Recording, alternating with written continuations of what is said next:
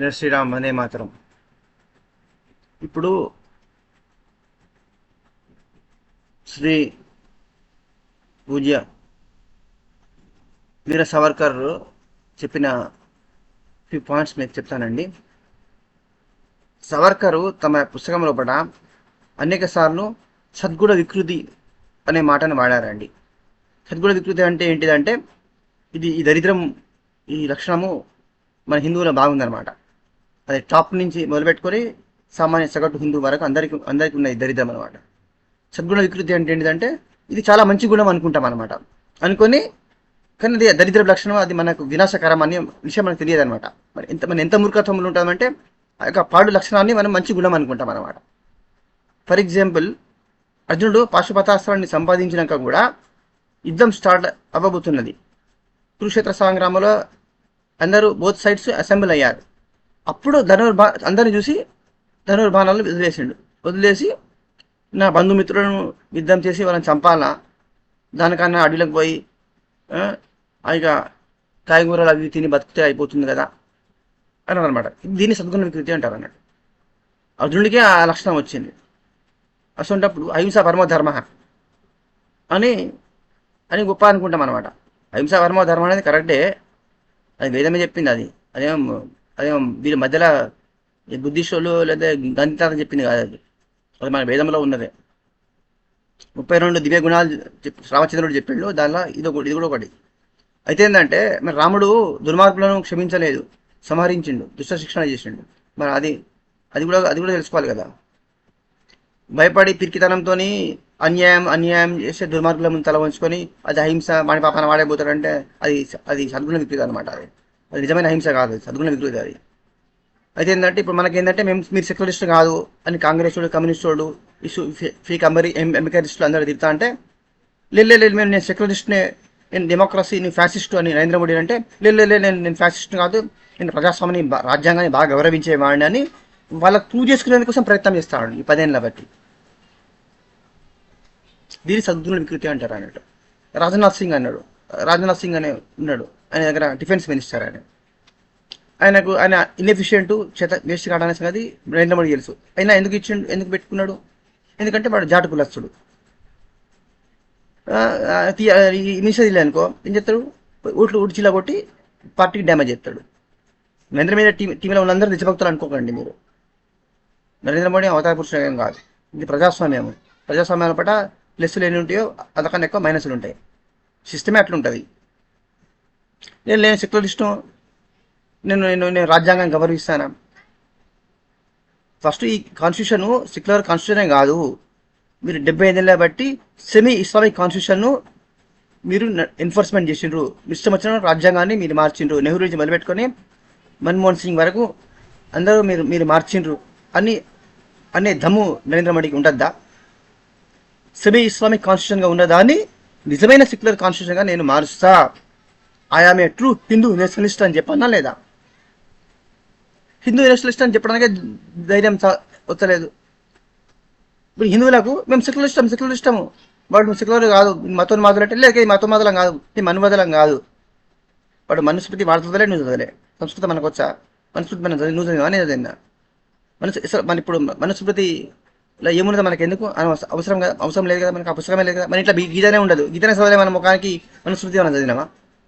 మనుస్మృతి మనకెందుకు? ఇప్పుడు ఈ దేశం రాజ్యాంగాన్ని బట్టి నడుతుందా, లేకపోతే ఇప్పుడు 1950లో ఈ కాన్స్టిట్యూషన్ పెట్టినా ఆ కాన్స్టిట్యూషన్ ప్రకారం నడుస్తుంది.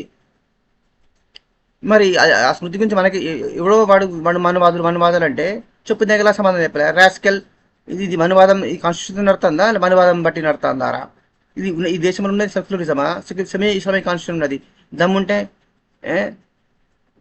కాశ్మీర్లో పడ, కేరళలో పడ, బెంగాల్లో పడ జరుగుతున్న జీనోసైడ్స్ గురించి మాట్లాడండిరా అని వాళ్ళు ప్రశ్నించాలి. ఫేక్ ప్రొఫెసర్లను, ఫేక్ ఇంటలెక్చువల్స్ను, ఫేక్ కమ్యూనిస్టులను, ఫేక్ మేధావులను అడిగే దమ్ము లేదు.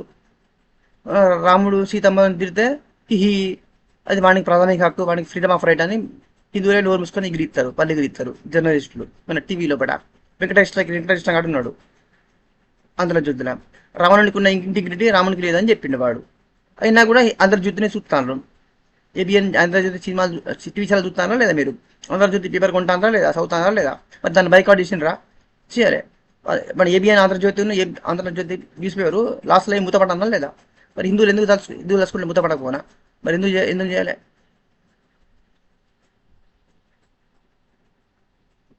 వాడి కనీసం మన రోడ్డు మీద చెప్పి దగ్గర తన్ని మన మూరలు వేసి పందుల మీద వేసి తొక్కద్దా? అది కూడా చేయాలి.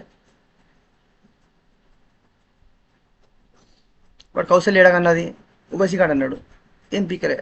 హైకోర్టు జడ్జిలో భయపడ్డారు. మన ఇండియాలో జ్యుడిషియరీ న్యాయంగా సొక్కంగా ఉన్నదా? వాళ్ళకి సుప్రీంకోర్టు హైకోర్టు జడ్జిలు వాళ్ళకి భయపడరా? జిహాదీలకు వాళ్ళకి అనుకూలంగానే జడ్జిమెంట్లు ఇస్తారు. ఏం ఆధారాలు లేవు, ఏమి లేవు అని చెప్పి వదిలేసిండు వాడిని. అదే నువ్వు పురుషులను సస్పెండ్ చేసిండు నరేంద్ర మోడీ.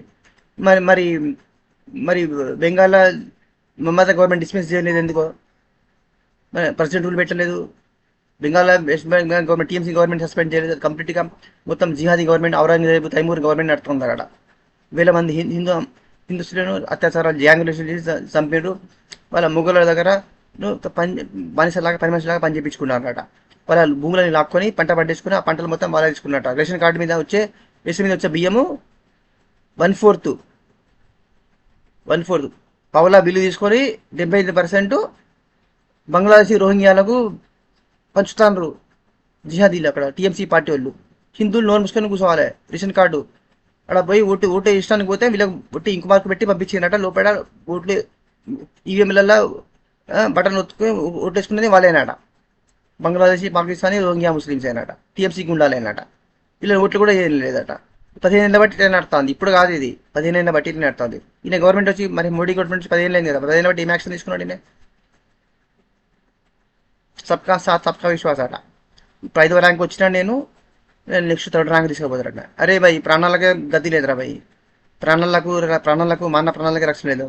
మా చెల్లెలు అక్కల ప్రాణాలకు మానవాళ్ళకి రక్షణ లేనప్పుడు నువ్వు ఆర్థికంగా డెవలప్ చేసి ఎవరికి నువ్వు డెవలప్ చేస్తే తీసుకునే డబ్బులు ఎవరికి కావాలి? వాళ్ళకే నువ్వు స్కీమ్స్ ఇచ్చేది. వాళ్ళే తింటారు. రేపు దేశం వాళ్ళదే అవుతుంది. నువ్వు చచ్చినాక నువ్వు చావవా, నేను చావరా? అందరు చస్తారు. ఇంకో 20 ఏళ్ళ 30 ఏళ్ళకైనా చస్తారు కదా ఎవరైనా కూడా. తర్వాత మొత్తం మనకి చేతులకే పోతుంది. లా అండ్ ఆర్డర్ చేయలేవు, మెయింటైన్ చేయలేనికి ఏం మాట్లాడితే ఏం లాభం? I'm totally disheartened, disgusted and disappointed. అయినప్పటికీ ఎలక్షన్స్కు వరకు కూడా శక్తి మేరకు బీజేపీకి ఓట్లు వేసాము. గుంతు తెచ్చుకొని ఉద్దరి యాదవ్ ఎక్కడ పోయినా కూడా గుంతు తెచ్చుకొచ్చుకొని బీజేపీకి ఓట్లు వేయాలని ప్రచారం చేశాము. Without expectation. ఎందుకంటే గీతాన్ని ఫాలో అయ్యేవాడిని నేను. యోగస్సహ కురు కర్మణి. నీ కర్మణ్యేవాధికారస్తే మా ఫలేషు కదాచన మా కర్మ పల్లె పేతుర్భూహు ప్రమాతే సంజ్ఞోత్సవ కర్మని. నీ కర్మను నువ్వు చెయ్యి, నీ డ్యూటీ నువ్వు చెయ్యి, ఫలితాన్ని ఆశించకు అని గీతల శ్రీకృష్ణ పరమాత్మ చెప్పిండు. దాన్ని ఫాలో అవుతూ వెళ్తారు till my last breath. But Hindus wake up before it is too late. We don't have much time.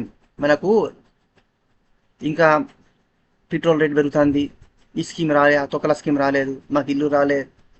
Jagan గారు 200 గుళ్ళు కూడా కొడితే కూడా ఏమాత్రం శ్రమ లేకుండా ఆంధ్రప్రదేశ్ లోపల వైఎస్ఆర్సీపీకి సగం మంది ఓట్లు ఇంకా ఎత్తనే ఉన్నారు. ఇంత చెడిపోయినాక కాంగ్రెస్ ఇక్కడ 60 ఏళ్ళ బట్టి 70 ఏళ్ళ బట్టి కాంగ్రెస్ గవర్నమెంట్ ఎట్లుంటుందని చూసి కూడా మళ్ళీ ఇక్కడ కాంగ్రెస్ గవర్నమెంట్ గెలిపించింది తెలంగాణ లోపల. బీఆర్ఎస్ను ఓడించి ఈసారి కన్నా అంతకన్నా వృత కదా ఇది. ఇప్పుడు పెన్న మీద పోయి పొయ్యిల పడ్డట్టు అయింది పరిస్థితి.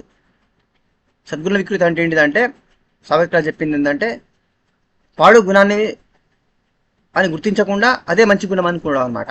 మేము సెక్యులరిస్టము అని నిరూపించుకునే దురద హిందువులకు ఉండద్దు. మేము సెక్యులరిస్టం కాదు, మేము హిందూ ఫండమెంటలిస్టం. హిందూ మతోన్మాదులు అంటే ఎస్, మేము హిందూ మతోన్మాదులమే, మేము హిందువులమే, హిందూ మతమే, ఇది హిందూ దేశమే, వీఆర్ హిందూ నేషనలిస్ట్స్. మేము జిహాద్ని యాక్సెప్ట్ చేయము, మీ ఇస్లామిక్ కాన్స్టిట్యూషన్ యాక్సెప్ట్ చేయము, మా గుళ్ళు మాకు ఇచ్చేయండి, మా గుళ్ళు మేము లాక్కుంటాము, మోడీని డిమాండ్ చేయాలి. బిచ్చం అడుగుతానా? ఇది అవర్ రైట్. కాశీ, మధుర 40,000 టెంపుల్స్ మన లెక్కకు ఉన్నాయి, ఆధారాలు ఉన్నాయి. దేశం మీద లక్షలు చేసిన వాళ్ళు 1000 ఏళ్ళ లోపల. మొత్తం మాకు ఇచ్చేయాలి. వక్ఫ్ లాను రిమూవ్ చేయాలి. వర్షిపింగ్ యాక్ట్ అనేది విభిన్న సవరణ తీసుకొచ్చింది, దాన్ని తీసిపడేయాలి. హిందూ విద్యా హక్కు కావాలి. మన విద్యా సంస్థలు మనం పెట్టుకునే హక్కును మోడీ గవర్నమెంట్ వాళ్ళకి ఇవ్వాలి. ఫ్యామిలీ ప్లానింగ్ ఫస్ట్ ఇమీడియట్గా ఇంప్లిమెంట్ చేయాల్సింది family planning, NRC, CAA, UCC ఇవన్నిటిని ఇమీడియట్గా ఇంప్లిమెంట్ చేయాలని నరేంద్ర మోడీ గవర్నమెంట్ను డిమాండ్ చేయాలి. దానికి మనం అందరము నరేంద్ర మోడీకి ఇంకా బలపరచాలి.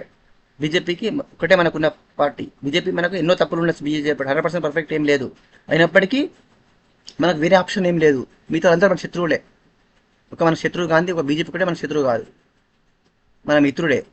మిగతా అన్ని పార్టీలు మన శత్రువులే. కాబట్టి మనకున్న మిత్రుడు బీజేపీ. కాబట్టి బీజేపీయే మన పార్టీ. కాబట్టి మనం గెలిపించుకోవాలి, బలపరుచుకోవాలి. అదేవిధంగా మోడీ గవర్నమెంట్ డిమాండ్ చేసి మన హక్కులను మనం సాధించుకోవాలి.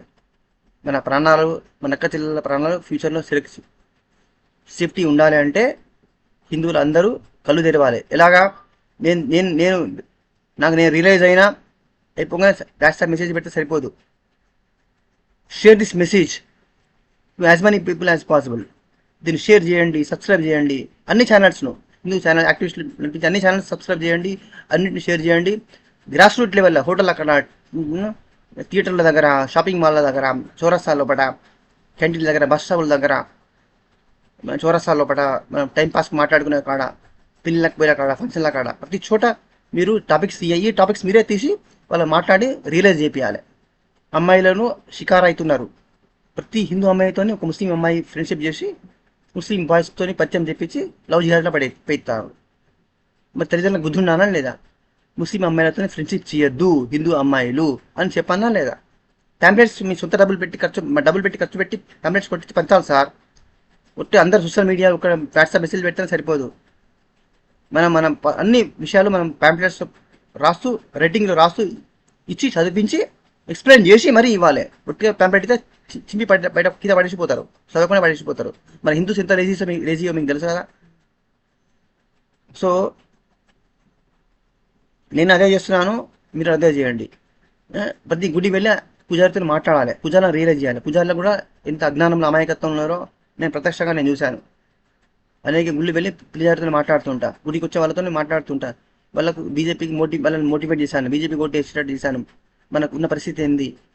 మన వాట్సాప్ మెసేజ్లు అక్కడ వచ్చే భక్తులకు మీరు మీ వాట్సాప్ మెసేజ్లు చూపెట్టాలండి. చూపెట్టి వాళ్ళ వాట్సాప్ నెంబర్ తీసుకుని మళ్ళీ మీరు వాళ్ళ దానిలో గ్రూప్లో యాడ్ చేసి మీ గ్రూప్లో యాడ్ చేసుకుని వాళ్ళకు ఎప్పటి వాట్సాప్ పంపిస్తూ, మెసేజ్లు పంపిస్తూ, ఆ విధంగా ఈ గ్రూప్ని ఎక్స్పాన్షన్, హిందూ యూనిటీని ఎక్స్పాన్షన్ చేసుకుంటూ పోవాలి. Okay, let's introspect ourselves. మళ్ళీ విన్న ఏం షార్ట్ కమింగ్స్ ఉన్నాయో, ఏం వికృతులు ఉన్నాయో, నేను సెక్యులరిజం, నేను హింస, నేను రాజ్యాంగాన్ని గౌరవించేవాడిని, నేను ప్రజాస్వామ్యాన్ని గౌరవించాన్ని. తొక్కల ప్రజాస్వామ్యం లేదు. Democracy is dead in this country. Democracy ఈ ఫేక్ అనేది నేను ఇంకొక వీడియోలో చెప్తాను మీకు.